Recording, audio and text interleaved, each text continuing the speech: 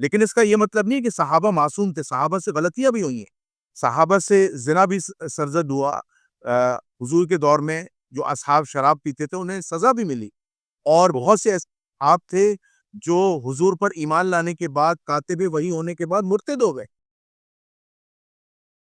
السلام علیکم dear فیلاز، welcome to F کے پوڈ کاسٹ۔ آج جو میں پوڈ کاسٹ کرنے لگا ہوں، میں اور میرے گیسٹ لٹرلی ایک جذبہ شہادت لے کے ہم دونوں بیٹھے ہیں۔ ایک ایسا سینسٹیو ٹاپک جسے ٹچ کرتے ہوئے بھی ڈر لگتا ہے۔ اس سے پہلے کہ آپ لوگ یہ تنقید شروع کریں کہ بھائی دو داڑھی منڈے لوگ آ کے یہ کیا اسلام کی باتیں کرنے لگے، ہم آپ کو یہ بتا دیں کہ میں بھی ایک ادنا سا اسٹوڈنٹ ہوں، اور میرے جو گیسٹ ہیں جنید رحمان صاحب، وہ بھی کراچی سے اسلامک ہسٹری کے ایک ادنا سے اسٹوڈنٹ ہی ہیں۔ باقی جنید صاحب اپنا انٹروڈکشن تھوڑا سا خود دے دیں گے۔ جی جنید بھائی، کیا حال چال ہے آپ کا، اور تھوڑا اپنا انٹروڈکشن دے دیں۔ سب سے پہلے السلام علیکم ورحمۃ اللہ وبرکاتہ، اور میں بہت شکر گزار ہوں آپ کا فہد کھوکر بھائی کہ آپ نے مناچیز کو جو ہے وہ موقع دیا۔ ویسے تو آپ کو اس پوڈ کاسٹ میں کسی بڑے عالم دین یا مفتی کو بلانا چاہیے، لیکن آپ نے مجھ جیسے سمجھ لیں جوان آدمی کو ایز اے ریسرچر کو آپ نے بلایا ہے۔ میں تہہ دل سے آپ کا شکر گزار رہوں گا۔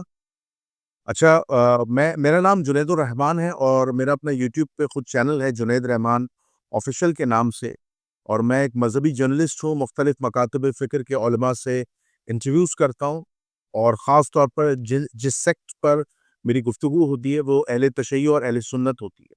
کہ ان کے اختلافات کو ڈسکس کیا جائے اور بڑے احسن انداز میں ڈسکس کیا جائے اور اس کا حل نکالا جائے۔ تو اس کے لیے میں دونوں مکاتب فکر کے علماء کو دعوت دیتا ہوں، ان سے انڈیویجول انٹرویوز بھی کرتا ہوں، سولو پوڈ کاسٹ بھی کرتا ہوں، اور اس کے علاوہ دونوں کو جوائن بٹھا کے بھی کرتا ہوں۔ اس کے علاوہ میں خود ایک محقق بھی ہوں، ریسرچر بھی ہوں، اور ہسٹری آف اسلام کے جو حساس ترین جو ٹاپکس ہیں، جس میں مسئلہ خلافت ہے، امامت ہے، خلافت و ملوکیت ہے، اور جتنی بڑی بڑی تاریخ اسلام کی جو پرسنالٹیز ہیں، خلفاء راشدین ہیں، محدثین ہیں، اولیاء اللہ ہیں، جتنے بڑے بڑے بگیسٹ فائٹرز ہیں اسلامک ہسٹری میں، انہیں میں ڈسکس کرتا ہوں، اور تنقیدی نگاہ سے ڈسکشن کرتا ہوں، کیونکہ وہ تنقیدی نگاہ میری ذاتی رائے نہیں ہوتی، بلکہ تاریخ اسلام میں جو چیز آن بکس درج ہے، جو چیز آن بکس موجود ہے، اسے میں ڈسکس کرتا ہوں، تاکہ کسی قسم کا شک و شبہ جو ہے وہ عوام الناس کے سامنے نہ پیدا ہو، بلکہ وہ جا کر بخوبی اس کو ریسرچ کر سکتے ہیں۔ تو آج آپ نے جس موضوع کے لیے مجھے دعوت دی ہے وہ بہت ہی اہم موضوع ہے، اور اس موضوع کو ڈسکس ہونا بھی چاہیے، اور انشاءاللہ آج جو آپ کے ساتھ پوڈ کاسٹ ہونے جا رہی ہے اور آپ جو سوالات کریں گے، تو انشاءاللہ بہت احتیاط کے ساتھ اور بڑے تدبر کے ساتھ انشاءاللہ تدبیر کے ساتھ ہم چلیں گے، اور خلافت و ملوکیت کو انشاءاللہ ڈسکس کریں گے۔ جزاک اللہ۔ سو جنید بھائی، ہم اپنے ٹاپک کی طرف آتے ہیں۔ ٹاپک ہمارا بڑا خطرناک ہے، اور اس کا سبجیکٹ بھی جنید بھائی نے سجیسٹ کیا تھا، اور وہ ہے مولانا مودودی کا جرم۔ اور کیا جرم ہے مولانا مودودی کا؟ یہ جرم تھا بھائی مولانا مودودی کا کہ انہوں نے یہ ایک عدد کتاب لکھ دی تھی، خلافت و ملوکیت، جس کو حلقہ اہل ذوق میں بھائی اس کتاب کو علمی ایٹم بم بھی کہا جاتا ہے۔ ٹھیک ہے، تو ہم اس کتاب کے کچھ مختلف اسپیکٹس کو ہم جو ہے نا آہستہ آہستہ انشاءاللہ عزیز ڈسکس کریں گے۔ بٹ سب سے پہلے نا میں جو جنید بھائی، آپ نے ماشاءاللہ اتنے لوگوں کے ساتھ ڈسکشن کی ہے، تو یہ جو ایک سب سے بڑا جو میں مسئلہ سمجھتا ہوں نا بھائی جان، وہ یہ ہے کہ ہم اگر خلافت، ملوکیت اور ڈیموکریسی، یہ تین چیزوں میں اگر ہم ایزیلی ڈفرینشیٹ کر پائیں نا، تو میرے خیال میں بہت مسئلہ حل ہو جائے گا کافی حد تک۔ یہ میں کوشچن اس لیے بھی کر رہا ہوں کیونکہ ہمیں ایک تو خلافت کا بیسک کانسیپٹ جو ہے نا اس کی سمجھ نہیں۔ ایک تو یہ ہے حضرت آدم علیہ السلام کو بھی خلیفہ اللہ تعالیٰ نے بنایا، کیا اس چیز کی خلافت کو ہی ہم نے اس چیز میں کنورٹ کیا ہے؟ دوسرا یہ کہ ملوکیت جو ہے وہ تو ہمیں کلیئرلی پتہ ہے کہ ملوکیت خلافت میں کیسے کنورٹ ہوئی، لیکن ڈیموکریسی جو ہے، مولانا مودودی ڈیموکریسی کے بھی ایڈوکیٹ نظر آتے ہیں۔ جب انہوں نے حصہ لے لیا الیکشن کے اندر اور ان سے ڈس ایگری بھی کیا ڈاکٹر اسرار احمد نے اس ٹائم پہ، ٹھیک ہے، تو یہ کوشچن یہاں پہ کریٹ ہوتا ہے، آیا کہ ڈیموکریسی اور خلافت ان میں کوئی قدریں مشترک بھی ہیں؟ اوور ٹو یو سر، یہ ذرا معمہ حل کیجیے گا ہماری آڈینس کی۔ بسم اللہ الرحمن الرحیم، بہت شکریہ فہد بھائی۔ تو سب سے پہلے تو آپ نے بالکل صحیح فرمایا کہ مولانا مودودی رحمۃ اللہ علیہ پاکستان کے ایک بہت بڑے نامور عالم دین تھے، ایک بہت بڑے محقق تھے، مفسر قرآن بھی تھے، اور ایک بہت بڑے مورخ بھی تھے۔ اور واقعی میں جو ان کی کتاب ہے خلافت و ملوکیت، وہ ایک ایسا ایٹم بم ہے جو مسلمانوں پر گرا، بلکہ خاص طور پر جو اہل سنت والجماعت کے جو اکابرین ہیں ان پر گرا، اور وہ ایسا گرا ہے کہ جس کے آج تک سائیڈ ایفیکٹس جو ہیں یا آفٹر ایفیکٹس جو ہیں وہ ہمیں نظر آ رہے ہیں۔ اس کے مقابلے میں ہمارے جو بڑے مشائخ ہیں اہل سنت کے، انہوں نے اس کے جوابات لکھے ہیں، لیکن وہ خاطر خواہ جوابات اس لائق نہیں ہیں یا قابل قبول نہیں ہیں، کیونکہ وہ مولانا مودودی کی جو دلائل ہیں جو خلافت و ملوکیت کتاب میں انہوں نے پیش کی ہیں، وہ اس کا توڑ نہیں لا سکے۔ ہاں، مولانا مودودی پر بڑے برے قسم کے ان کو القابات سے نوازا گیا، بلکہ یہ کہا گیا کہ مولانا مودودی جو ہیں وہ معاذ اللعین تھے، رائے راست سے ہٹ گئے تھے، اور مولانا مودودی جو تھے وہ اہل سنت والجماعت سے خارج ہو گئے تھے، اور یہ تک ان کے لیے کہا جاتا ہے کہ اللہ تعالیٰ جو ہے وہ قبر میں ان کے ساتھ جو معاملہ ہے وہ بڑا سخت کرے گا، یا ہو سکتا ہے کہ ان کی معافی ہو جائے، وغیرہ وغیرہ۔ اچھا، اب سوال یہ پیدا ہوتا ہے کہ مولانا مودودی نے جو خلافت و ملوکیت کتاب لکھی، اس کی اصل وجہ کیا تھی؟ اس کی اصل وجہ یہ تھی کہ مولانا مودودی نے اس وقت کے جو حالات ہیں، جو پاکستان بننے کے کچھ عرصے بعد، یعنی کچھ سالوں بعد، اگر ہم بات کریں 60s 70s کی، تو مولانا مودودی نے یہ دیکھا کہ پرانے زمانے میں بھی اور اس وقت میں بھی، 60s 70s یا 80s کے دور میں بھی اگر ہم بات کریں، تو اس وقت کے جو حالات و واقعات تھے وہ یہ تھے کہ ہمارے جو مشائخ تھے، اہل سنت کے جو علماء تھے، وہ بنو امیہ کے بڑے حامی تھے، اور جو بنو امیہ جو خلافت ہے اس کی جو خامیاں ہیں اسے چھپا کر انہوں نے ایک نیا تجزیہ امت کو دیا، اور وہ ہزاروں سالوں سے چلا آ رہا ہے۔ وہ چلا یہ آ رہا ہے کہ تمام صحابہ جو ہیں وہ عادل ہیں، اور عمل میں بھی عادل ہیں، اور حدیث بیان کرنے میں بھی عادل ہیں۔ بے شک ہم اس بات کو مانتے ہیں کہ صحابہ کرام رضوان اللہ تعالی علیہم اجمعین جو ہیں ان کی قربانیاں لازوال ہیں، ہم اسے گن نہیں سکتے، اور وہ ان میں بعض معین جنتی بھی ہیں جن کو اللہ کے رسول صلی اللہ علیہ وسلم نے معین جنتی کہا۔ لیکن یہ بات بھی ذہن میں رکھیے گا کہ تمام صحابہ آپس میں برابر نہیں ہیں، یہ چیز ذہن میں رکھیے گا۔ یہی ڈفرینشیٹ مولانا مودودی رحمۃ اللہ علیہ نے کیا کہ تمام صحابہ آپس میں برابر نہیں ہیں۔ اور دوسرا، جو اہل سنت کا ایک سمجھ لیں نیریٹو گڑھ دیا گیا، یا نیریٹو اسٹیبلش کر دیا گیا کہ صحابہ جو ہیں وہ معصوم ہیں، ان کی غلطیوں پر آپ بحث نہیں کر سکتے، مباحثہ نہیں کر سکتے، ان کی جو ہے وہ غلطیوں کو آپ ہائی لائٹ نہیں کر سکتے۔ دیکھیں، صحابہ کرام کی عزت، صحابہ کرام کا احترام، صحابہ کرام کے متعلق اچھے نظریات رکھنا ہر مسلمان پر واجب ہے، لیکن اس کا یہ مطلب نہیں کہ صحابہ معصوم تھے، صحابہ سے غلطیاں بھی ہوئی ہیں، صحابہ سے زنا بھی سرزد ہوا، حضور کے دور میں جو اصحاب شراب پیتے تھے انہیں سزا بھی ملی، اور بہت سے آپ تھے جو حضور پر ایمان لانے کے بعد، کاتب وحی ہونے کے بعد مرتد ہو گئے، ٹھیک ہے، دائرہ اسلام سے نکل گئے، اور بہت سے ایسے تھے جنہوں نے حضور علیہ الصلوۃ والسلام کے سامنے جو ہے آوازوں کو بلند بھی کیا، لیکن جب ان پر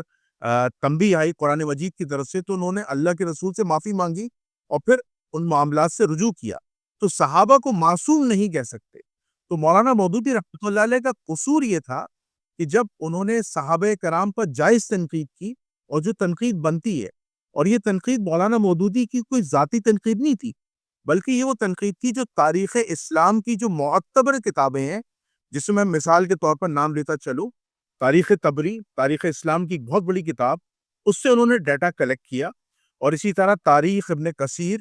ٹھیک ہے، اس سے ڈیٹا کلیکٹ کیا اور خلافت و ملوکیت کتاب میں ایڈ کیا۔ اسی طرح بخاری، مسلم، ابو داؤد، ابن ماجہ، صحاح ستہ کی کتابوں کی جو احادیث ہیں، جو روایات ہیں، انہیں خلافت و ملوکیت پہ ایڈ کیا۔ اسی طرح صحابہ کرام رضوان اللہ تعالی علیہم اجمعین کی جو بایوگرافی ہے، جو الاستیاب العصابہ فی معرفت الصحابہ فی تمیز الصحابہ میں جو روایات گیون ہے صحابہ کرام کی، کم و بیش 8,500 صحابہ کرام کی سوانح نگاری الاستیاب العصابہ کے اندر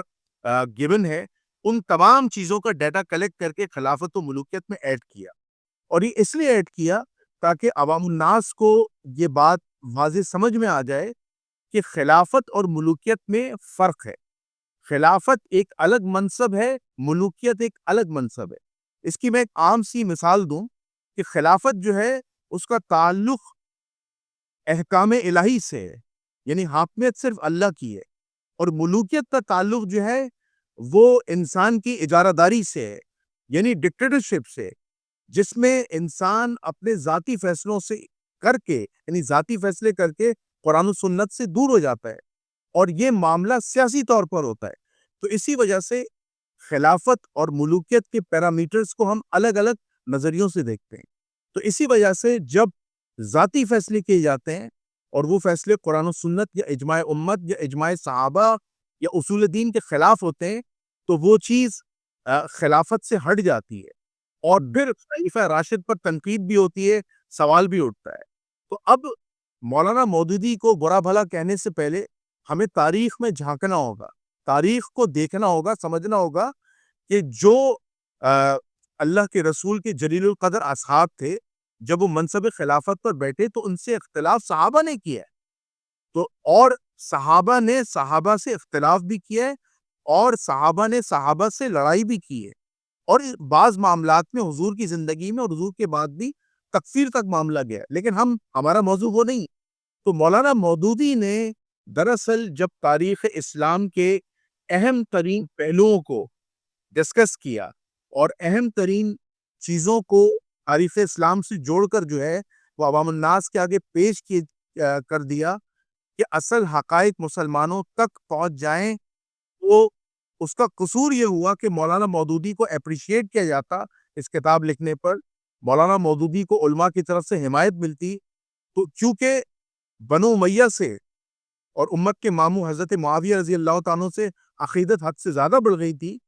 اور دیکھا کہ حضرت علی رضی اللہ تعالیٰ کے فضائل کو کم کرنے کی کوشش کی گئی، اور حضرت معاویہ کی شخصیت کو حضرت علی کے برابر لانے کی کوشش کی گئی، جو آج تک ناکام کوشش ہے اور وہ کامیاب نہیں ہو سکتی، جس کی وجہ مولانا مودودی کو مجرم، لعین، رائے راست سے ہٹا ہوا وغیرہ وغیرہ دکھایا گیا۔ جزاک اللہ۔ صحیح۔ یہ تو پس منظر ہو گیا نا سر۔ آپ یہاں پہ مجھے یہ ڈسکس لازمی کرنا ہے کہ ڈیموکریسی جو ہے، کیا مولانا مودودی اس چیز کے قائل ہو گئے تھے کہ ڈیموکریسی اور خلافت سیم چیزیں ہیں، یا ان میں کوئی قدریں مشترک ہیں جس وجہ دیکھیں، سے انہوں نے الیکشن سے حصہ لے لی؟ جی بالکل، میں آپ کو اس سوال کا جواب دیتا ہوں کہ دیکھیں، سب سے پہلے اگر ہم بات کرتے ہیں خلافت کی، تو خلافت کا سب سے بنیادی اصول ہے کہ حاکمیت اللہ کی ہے، اور جو فیصلہ ہوگا وہ قرآن و سنت کے مطابق ہوگا، اور قرآن و سنت میں بھی سب سے پہلے جو فیصلہ لیا جائے گا، جو احکامات عکس کیے جائیں گے، وہ کتاب اللہ سے لیے جائیں گے۔ تو یہ تو خلافت کا ایک واضح اصول ہے۔ اسی طرح قرآن مجید میں اللہ تعالیٰ فرماتا ہے وَأَطِيعُوا اللَّهَ وَأَطِيعُوا الرَّسُولَ وَأُولِي الْأَمْرِ مِنْكُمْ، کہ اطاعت کرو اللہ کی اور اس کے رسول کی اور وَأُولِي الْأَمْرِ کی،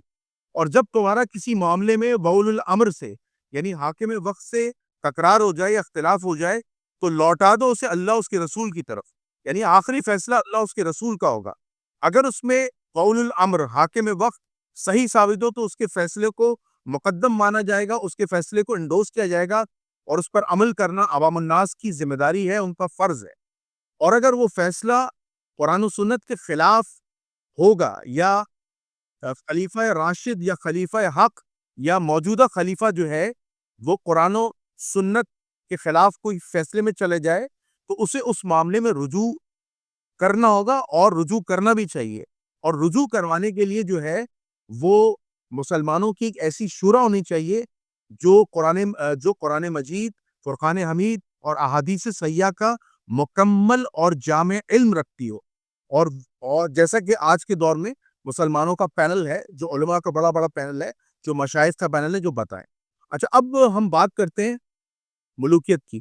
دیکھیں، خلافت اور ملوکیت میں بنیادی جو فرق ہے، جو میں سب سے پہلے ایک پولیٹیکل آپ کو فرق بتاتا ہوں۔ خلافت میں خلیفہ قرآن و سنت کے سے فیصلہ لے کر فیصلے کو پابند کروانے کا، دین کو قائم کرنے کا پابند ہے، یہ چیز کمپلسری ہے، وہ اس کے خلاف جا ہی نہیں سکتا، ورنہ وہ خلیفہ ہے ہی نہیں، وہ اللہ کا خلیفہ بن ہی نہیں سکتا، وہ خلیفۃ الرسول بن ہی نہیں سکتا، ٹھیک ہے، یہ شرط ہے۔ اب ملوکیت کیا ہے؟ ملوکیت دراصل ایک سیاسی پیمانہ ہے۔ ملوکیت میں ہوتا کیا ہے کہ جو موجودہ بادشاہ ہوتا ہے وہ خلیفۃ اللہ نہیں ہوتا، وہ خلیفۃ الرسول نہیں ہوتا، بلکہ وہ ذاتی طور پر ایک پولیٹیکل لیڈر ہوتا ہے، وہ ایک ڈکٹیٹر ہوتا ہے، اور اس ڈکٹیٹرشپ میں اس کی ذاتی فیصلے، چاہے وہ قبائلی عصبیت کے بنیاد پر ہوں، چاہے وہ اس کے اپنے ذاتی انا کے فیصلے ہوں، یا اس کے سامنے ایسی مشاورتی کمیٹی ہو جو اس کے اقتدار کو بچانے کے لیے، اس کی حکومت کے بچانے کے لیے مشورے دے، ٹھیک ہے، اور اس کے مطابق وہ دین حق کو بھول جائے یا قرآن و سنت کو پسے پش ڈال کے اپنی ذاتی انا کے فیصلے کرے، وہ ملوکیت کہلاتی ہے۔ اس ملوکیت کی قرآن و سنت نے مخالفت کی ہے، اس ڈکٹیٹرشپ کی مخالفت کی ہے، اور جیسا کہ میں نے قرآن مجید کی آیت کیا پڑھی، وَآتِيُوا اللَّهَ وَآتِيُوا الرَّسُولَ وَأُولِي الْأَمْرِ مِنْكُمْ، یہاں وَأُولِي الْأَمْرِ کو بھی استثناء حاصل نہیں ہے کہ یہ حق عوام الناس کو اللہ نے دیا ہے کہ اگر وَأُولِي الْأَمْرِ بھی خطا پہ ہوگا تو فیصلہ لوٹانا ہوگا اللہ اس کے رسول کی طرف، کوئی ذاتی انا نہیں ہوگی۔ اگر ذاتی انا ہوگی تو وہ خلیفہ وقت نہیں رہے گا، وہ بادشاہ بن جائے گا اور وہ ملوکیت کا حصہ ہوگا۔ تو یہ تعریف ہو گئی ملوکیت کی۔ اچھا، اب ہم بات کرتے ہیں، کوریلیشن ملاتے ہیں خلافت اور ڈیموکریسی کی۔ بات یہ ہے کہ جب ہم بات کرتے ہیں ڈیموکریسی کی تو ہم یہ دیکھتے ہیں کہ پاکستان کی جو موجودہ جو ڈیموکریسی ہے، جو ڈیموکریٹک سسٹم ہے، وہ اسلامی اصول یا اسلامی جو قواعد و ضوابط ہیں اس سے مختلف ہیں، ٹھیک ہے۔ ہاں، البتہ ہم ایک چیز دیکھتے ہیں، ہم یہ چیز دیکھتے ہیں کہ ڈیموکریسی کو کسی حد تک کوریلیٹ کرنے کی کوشش کس معنوں میں کی گئی ہے کہ جس طرح خلیفہ کا انتخاب مشاورت سے ہوتا ہے، یعنی وَأَمْرُهُمْ شُورَىٰ بَيْنَهُمْ سے ہوتا ہے، کہ کچھ لوگ جو ہیں وہ یا قوم کے لوگ جو ہیں وہ اپنے آپ میں سے جو ہے وہ ایک لیڈر کو انتخاب کر لیتے ہیں، ایک لیڈر کو چن لیتے ہیں اور اس کے بعد اسے اپنا خلیفہ بنا لیتے ہیں، ٹھیک ہے۔ اسی طرح ڈیموکریٹک میں سسٹم میں بھی ایسے ہی ہوتا ہے کہ جو شخص ڈیموکریٹک نظام میں عوام کی نظر میں عادل ہوتا ہے، جو اچھا ہوتا ہے، جو لیڈر ہوتا ہے، تو اسے اپنا لیڈر بنا کے اور الیکشن میں اسے ووٹ دے کر جو ہے حکومت کے منصب پر بٹھا دیا جاتا ہے عوامی کوشش پہ۔ لیکن فرق کیا ہے؟ فرق یہ ہے کہ ڈیموکریٹک سسٹم میں سب سے بڑا جو مسئلہ آتا ہے، جو اختلاف کا باعث بنتی، وہ چیز ہے کتاب اللہ، وہ چیز ہے سنت، کیونکہ اصل حاکمیت اللہ کی ہے اور خلافت میں خلیفہ پابند ہے قرآن و سنت کے فیصلے پر عمل کرانے کے لیے، جبکہ ڈیموکریٹک سسٹم کے اندر ہر چیز پاور ہے، ہر چیز پاور ہے۔ یعنی پاور سے کیا مراد؟ پاور سے مراد یہ ہے کہ جو بھی دنیاوی ریسورسز ہیں، جو بھی دنیا کا سسٹم چلا آ رہا ہے، اس سسٹم کے مطابق آپ نے اپنا سیاسی ڈھانچہ، اپنا سیاسی سٹرکچر اسٹیبلش کرنا ہے۔ اب اس کے اندر اللہ کے احکامات مائنس ہو گئے، رسول اللہ کی سنت مائنس ہو گئی، ٹھیک ہے۔ تو اسی وجہ سے آپ دیکھیں ہمارے ملک کا جو ڈیموکریٹک سسٹم ہے وہ بہت زیادہ ڈسٹرب ہے۔ ہم نے اسلام کے نام پر پاکستان حاصل تو کیا ہے، لیکن حقیقت میں ہم جو خلافت راشدہ قائد اعظم رحمۃ اللہ علیہ نافذ کرنا چاہتے تھے یا معاملات تھے، وہ نہیں ہو پا رہے۔ اسی وجہ سے میں یہ کہتا ہوں کہ اسلام اور ڈیموکریسی میں اور خلافت اور ڈیموکریسی میں بہت فرق ہے۔ اس میں ایک اور سب سے امپورٹنٹ ایشو میں آپ کو بتاتا ہوں۔ ہاں، ڈیموکریسی اور ملوکیت میں جو ہے وہ کافی حد تک ملاب آتا ہے۔ وہ ملاب یہ آتا ہے کہ ڈیموکریٹک سسٹم جو ہوتا ہے اس کے اندر بعض جگہ ہم نے یہ دیکھا ہے کہ لوگ ڈیموکریٹکلی جو ہے وہ سلیکٹ ہو کے آ گئے، ٹھیک ہے، اور منصب پہ بیٹھ گئے، لیکن وہ ڈیموکریٹک ہونے کے باوجود ڈکٹیٹر بن گئے، اور جب ڈکٹیٹر بنے تو باقاعدہ طور پر ان کے پیچھے اسٹیبلشمنٹ کا ہاتھ بھی ہوا، اور جب اسٹیبلشمنٹ کا ہاتھ بھی ہوا تو انہوں نے ڈیموکریسی کی جو اصل روح ہے اسے تبدیل کر کے ڈکٹیٹرشپ میں چلے گئے۔ جس کی مثال ہمیں ملوکیت سے ملتی. ملوکیت ہے ہی پوری ڈکٹیٹرشپ. اب مولانا مودودی ڈیموکریٹک سسٹم کے اندر خلافت کا نظام لانا چاہتے تھے. ان کے مقالات موجود ہیں, لیکن یہ چیز پریکٹیکلی پاسبل نہیں تھی. جہاں تک ہم بات کرتے ہیں ڈاکٹر اسرار احمد کی, اب ان کا چونکہ میں نے نام لے لیا, وہ مجھے بعد میں نام لینا تھا. ڈاکٹر اسرار احمد نے مولانا مودودی سے اختلاف اس بنیاد پہ کیا کہ جو مقالات مولانا مودودی کے موجود تھے اس کے برعکس جماعت اسلامی تھی. جماعت اسلامی کا جو عملی کردار ہے, جماعت اسلامی صرف آن بکس جو ہے وہ ریاست مدینہ کی یا خلافت کے نظام کی بات کرتی تھی, لیکن پریکٹیکلی وہ دنیاوی ڈیموکریٹک سسٹم کا حصہ بن کے رہے اور وہ اسلامی نظام کو فلرش نہیں کر پائے. پھر ان کے یہاں اسٹوڈنٹس کا جو ہم نے کردار دیکھا پچھلے 20-30 سالوں میں, 40 سالوں میں, وہ پولیٹیکلی رہا, مذہبی نہیں رہا, اور بہار میں دہشت گردیاں بھی ہوئیں, سیاسی تنظیموں سے تنازع بھی رہے, اور جمعیت جو ہے وہ بڑی بدنام ہوئی. تو اسی وجہ سے ڈاکٹر اسرار احمد نے 1958 میں کیوں جماعت اسلامی کو خیر باد کا, مولانا مودودی کو خیر باد کا, کہ دراصل مولانا مودودی کے جو مقالات جو قرآن و سنت کے مطابق تھے, جماعت اسلامی اس کے برعکس تھی. جہاں آپ کا سوال, ڈیموکریسی جو ہے اس میں سملیرٹی ہم اس بات کی ضرور کہہ سکتے ہیں کہ وہاں پر بھی شورا ایک لیڈر کو سلیکٹ کرتی ہے, اور ڈیموکریسی میں بھی شورا جو ہے وہ لیڈر کو سلیکٹ کرتی. لیکن فرق کیا ہے؟ فرق ہے کہ ڈیموکریسی کے پاس جو سسٹم چلانے کے لیے وہ پاور ہے, اور پاور کے لیے وہ دنیا کے دیگر ممالک سے الحاق کرتے ہیں, جس میں لگوری ہے, اور ہے, پیسہ ہے, وغیرہ وغیرہ, انہیں الحاق کرنا پڑتا ہے. ٹھیک ہے, جس کی آپ مثال لے لیں کہ ہمارے ملک نے بھی الحاق کیا ہوا ہے فائنینسنگ طور پر IMF سے, امریکہ سے. ٹھیک ہے, اور ہم مجبور ہیں اس معاملے میں. لیکن خلافت میں ایسا نہیں ہے. خلافت میں جو پاور ہے, جو حاکمیت ہے, وہ خداوند تعالیٰ کی ہے. تو لہٰذا مولانا مودودی اس معاملے میں, ڈیموکریٹک معاملے میں چیزوں کو کولیریٹ کرنے کی کوشش تو کر رہے تھے, لیکن وہ کسی حد تک کامیاب نہیں ہو پائے.